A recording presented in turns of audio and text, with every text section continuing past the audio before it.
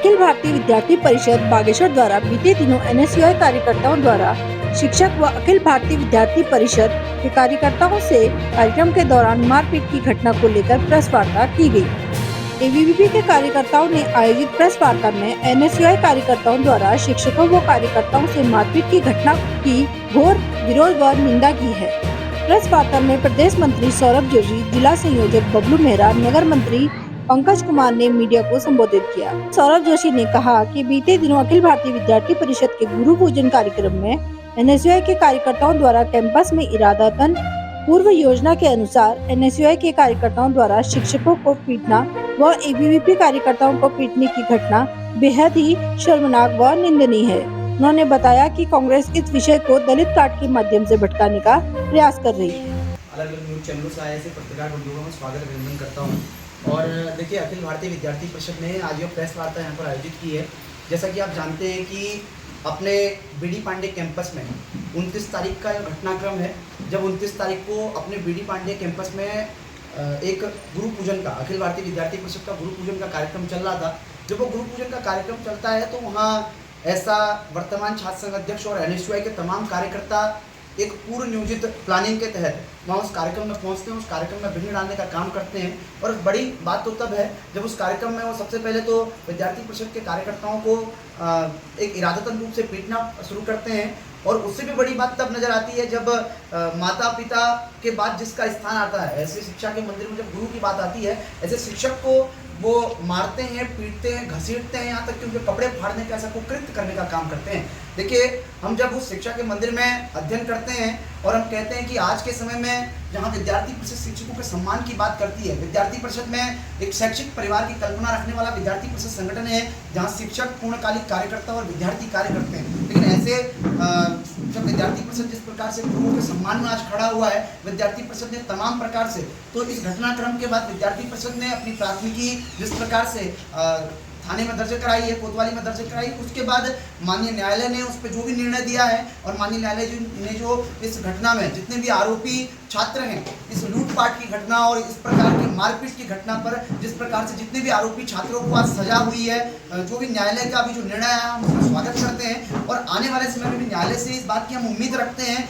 और मुझे भारत की न्याय व्यवस्था, अपने न्यायपालिका संविधान की आत्मा कहे जाने वाले इस न्यायालय पर पूर्ण रूप से विश्वास है कि आने वाले समय में ऐसे कुकृत्य करने वाले की लोगों की जो सजा है, जो उनका असली स्थान है, उस स्थान पर वो जाएंगे। और देखिए, आज मैं ये विशेष रूप से इस प्रेस वार्ता में इस बात का जिक्र करना चाहता हूँ कि जो लोग इनको संरक्षित करने का काम कर रहे हैं, ऐसी कांग्रेस पार्टी, और उस कांग्रेस पार्टी के प्रदेश अध्यक्ष का जब मैं एक बयान सुनता हूँ, वो कहते हैं इस प्रकार का भ्रम फैलाने का काम कर रहे हैं। वो कह रहे हैं कि आज़ादी के पश्चात इस कैंपस का पहला दलित छात्र संघ अध्यक्ष है।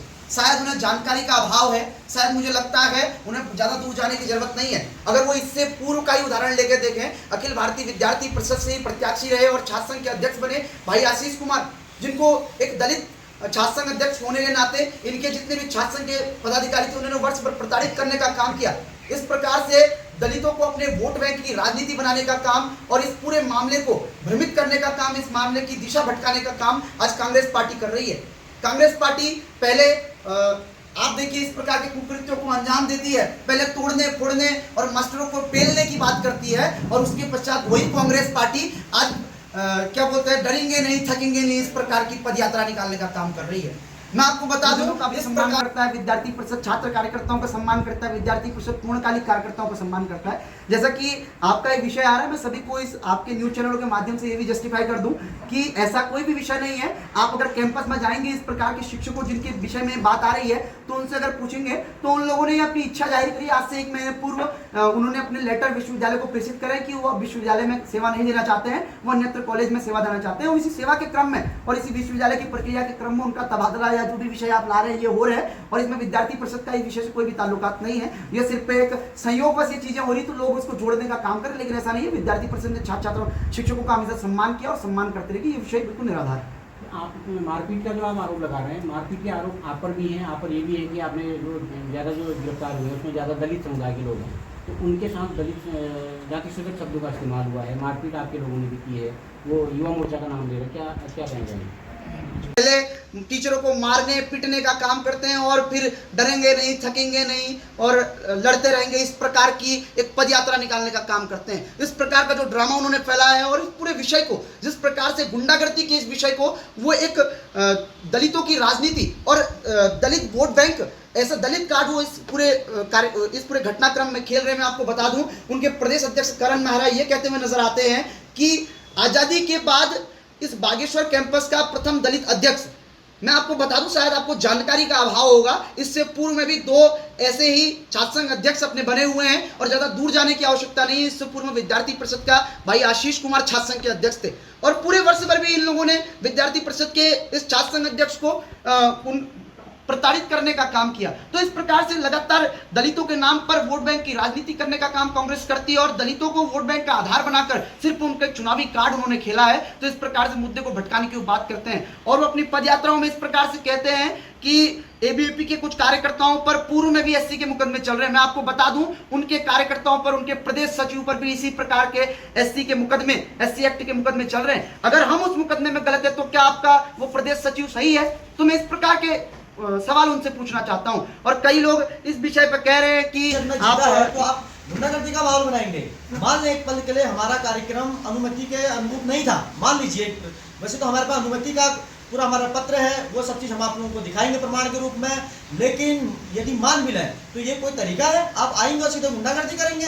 क्या उसका एक संवैधानिक तरीका नहीं हो सकता था? आप आते निदेशक महोदय के थ्रू आते, DSW साहब के थ्रू आते और हमें बोलते आपका अनुमति नहीं है वगैरह वगैरह, आप हम छोड़ देते कैंपस। लेकिन ऐसा क्यों? आखिर आप हमको क्या प्रतीत करना चाहते हैं? मैं अनुसूया के तमाम गुंडा कार्यकर्ताओं को, उनके आकाओं को स्पष्ट रूप से कह देना चाहता हूं, मैं जो जिला संयोजक होने के नाते भी, विद्यार्थी परिषद के जिला संयोजक होने के नाते भी कहना चाहता हूं, यदि विद्यार्थी परिषद के किसी भी कार्यकर्ता को किसी प्रकार की भी कोई समस्या आएगी, किन्हीं अनुसूया के गुंडा कार्यकर्ताओं से यदि उनको किसी प्रकार का भय होगा, उनको किसी प्रकार का यदि डर होगा, तो विद्यार्थी परिषद का पूरी इकाई, विद्यार्थी परिषद की इकाई उनके साथ कंधे से कंधा मिलाकर लड़ेगी और उनको पूर्ण रूप से उनका डटकर मुकाबला करेगी। और न्यायालय ने तत्काल प्रभाव से इस पर संज्ञान लिया